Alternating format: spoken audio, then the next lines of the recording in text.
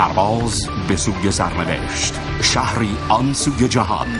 معلومه چیه؟ اصلا تو کی هستی؟ برادرم امیر کجاست؟ ناآشنا با رازهای پنهان. میخوان دیپورتم کنن. اون از مخازن.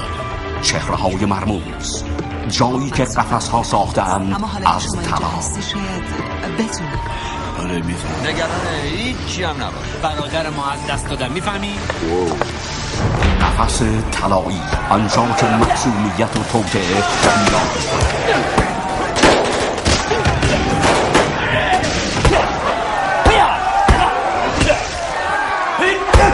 رویاهای جوانی،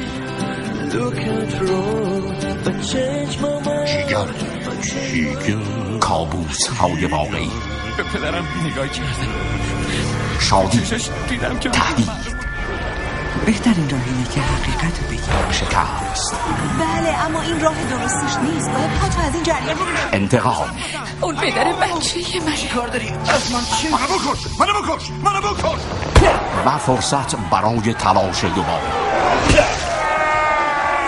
این قرآن قسمت میدم امیر مثل پسر من بود. کاش که حرفتو گوش میکردم همون موقعی که گفته بودی برگشته بودم. قفس طلایی، آیا پاییز آرزوهاست؟ آیا پایان رنج هاست؟ هیچ کس جلو نیاد. تو خیال میکنی اون رأی غیرتش باد کرده که برای تو دعوتنامه فرستاده؟ معلومه یه روی نیست که خارج از کشور با هموطنش اینجوری برخورد کنه. میدونم. بریم بیرون. آماده باشین. صحنه رویداد حوادث و ماجراهاست. باید حواست باشه که اونا مظنون نشن. اونا آدمای خطرناکی هم کشتن واسهشون راحت. ختم جلسه دادگاه. فرصتی برای درخشش ستارگان سینمای ایران و آمریکا. امین حیایی، اورستس ماتاسینا، یوهان جونز، سروش گودرزی، شلبی لی، هوشنگ توکلی، آهو خردمند، نیلوفر خوشخلق، آن فرانسین و جو استیوز. تهیه کننده علی اکبر مزینانی.